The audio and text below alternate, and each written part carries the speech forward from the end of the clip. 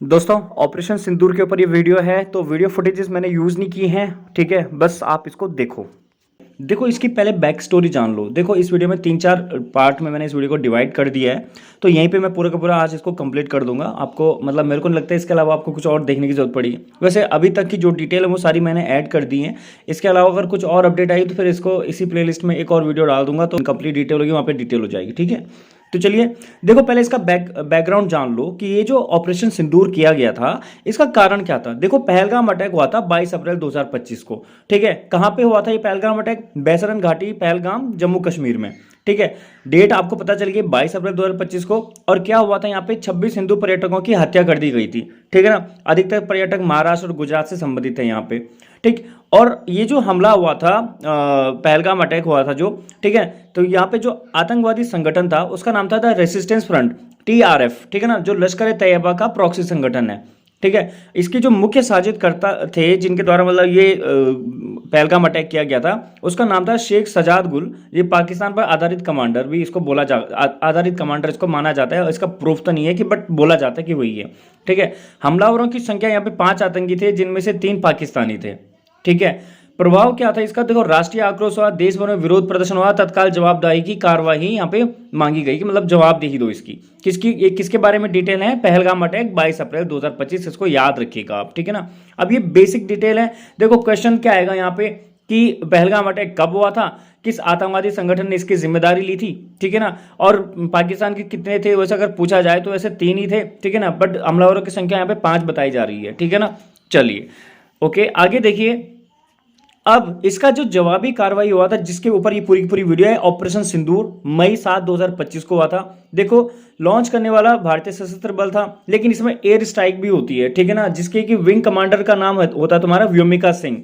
ठीक है, मैं लिख देता हूं यहाँ पे कैडर होता है जो तुम्हारे व्योमिका सिंह, व्योमिका। ठीक है, अच्छा ये तुम्हारी एयर कमांडर होती है यहाँ।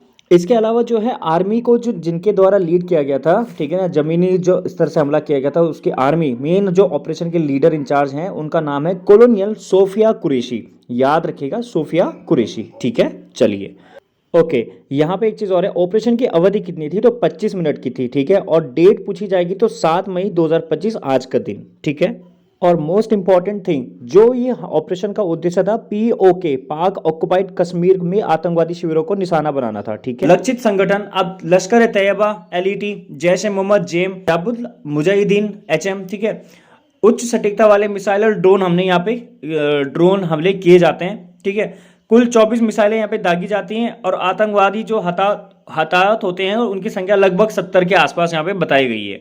ठीक है, अच्छा ये सर्जिकल स्ट्राइक और बालाकोट स्ट्राइक के बाद तीसरी सबसे बड़ी सटीक सैन्य कार्रवाई मानी जाती है। ठीक है, वायुसेना और रॉ के संयुक्त इनपुट के आधार पर इसके लक्ष्य को तय किया गया था, मतलब इसको ऑपरेट किया गया था। ओके, तो यहां तक के अभी जो ऑपरेशन सिंदूर है यहां तक के क्या इंपॉर्टेंट क्वेश्चंस बन सकते हैं। देखो वैसे तो अभी मैंने इस वीडियो के एंड में भी क्वेश्चन डाले हुए हैं, बट बेसिक से कि ऑपरेशन सिंदूर कब हुआ था, ठीक है, कितने मिनट ही इसकी अवधि थी। ठीक है ना, जो लक्षित संगठन थे, ठीक है, कौन कौन थे? लश्कर ए तैयबा, जैश ए मोहम्मद, हिजबुल मुजाहिदीन। ठीक है, और इसके अलावा जो कितने प्लेसेस पे हमला किया गया? 9 प्लेसेस थे वो। ठीक है, अब वो 9 प्लेसेस क्या है वो अभी आपको मैं आगे बताने वाला हूँ, क्योंकि काफ़ी लंबे चौड़े नाम है इसलिए मैं इतना तो याद भी कहाँ रहेगा, आज की बात है। ठीक है ना, चलिए आगे देखिए। 9 टारगेट्स थे जो ऑपरेशन सिंदूर में टारगेट बनाए गए थे, वो 9 जगह थी। एक थे मरकाज सुबहान अल्लाह, ठीक है, बहावलपुर में है ये, जैश का मुख्यालय केंद्र था। सैयदीन बिलाल कैंप मुजफ्फराबाद, LET का प्रशिक्षण केंद्र था। मुंडरिक कैंप पंजाब, कोटिल कैंप POK, ठीक है, चकोट कैंप पाकिस्तान, मीरपुर कैंप पाकिस्तान में, बाग कैंप पाकिस्तान, रावलकोट POK में, और तातापानी कैंप POK में। अब यहाँ पे देखो फैक्ट क्या है, ये POK जो बोला जा रहा है ना, ये पाक ऑक्युपाइड कश्मीर है। मतलब ये इंडिया का जो पाक ऑक्युपाइड वाला कश्मीर वाला रीजन है ना, ये वाला यहाँ पे। ठीक है ना, तो ये वाला जो रीजन है ये इसकी बात हो रही है। ये सारे के सारे इंडिया के अंतर्गत हैं, और ये 3 जो हैं आपके ये पाकिस्तान के जो बॉर्डर एरिया उसके अंदर हैं। ठीक है ना, ये तीनों, तो ये इसकी बात हो रही है। ठीक है, आज तक वालों की तरह मत कर देना। उन्होंने, मैं अभी देख रहा था उनका मैप, उन्होंने सब के सब जो है पाकिस्तान के वहाँ दिखाए हुए हैं। ये क्या ही बोले यार, खैर एनीवे, उनका बस चले तो पूरे पाकिस्तान के मैप को ही गायब कर दें वहाँ से।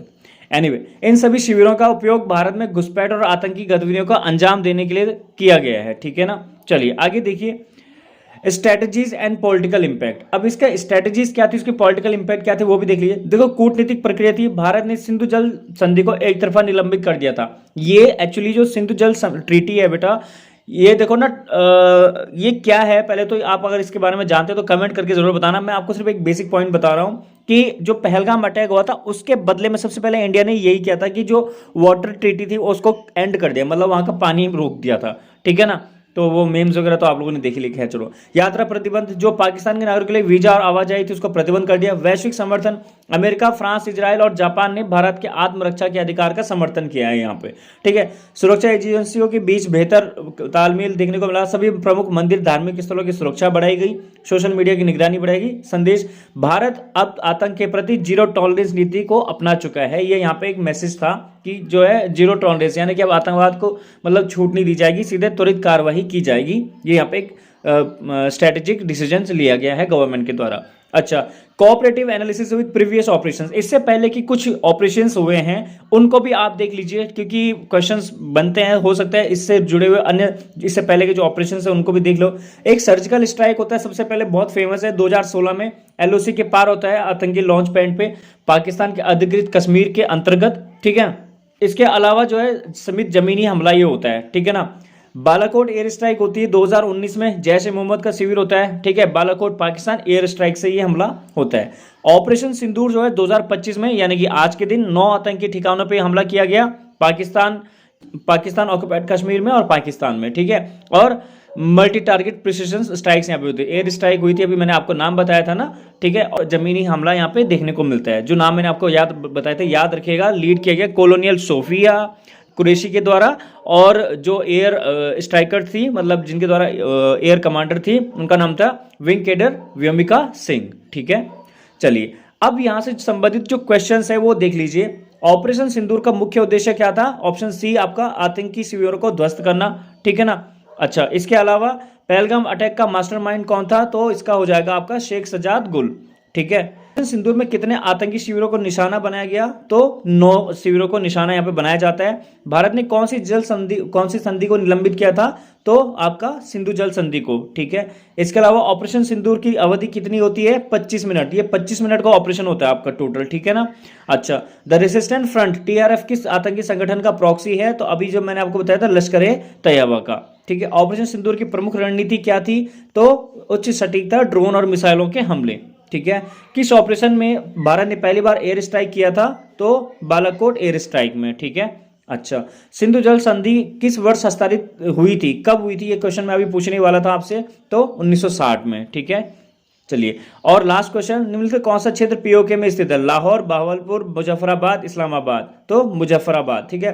बहावलपुर, लाहौर और इस्लामाबाद ये सब पाकिस्तान में, मुजफ्फराबाद जो है ये पीओके के अंतर्गत आता है। चलिए, फिर ये सारे क्वेश्चंस हैं, आपने देख ही लिया होगा। तो जल्द मिलते हैं नेक्स्ट वीडियो में। अगर वीडियो पसंद आए तो शेयर कर लेना, सब्सक्राइब भी कर लेना। सब्सक्राइब तभी करना अगर आपको एजुकेशनल वीडियोस देखनी है, नहीं तो फालतू सब्सक्राइबर मत बढ़ाना यार, क्योंकि फिर चैनल डाउन हो जाता है, वो सारा मोरल ही टूट जाता है काम करने का। चलिए, मिलते हैं नेक्स्ट वीडियो में।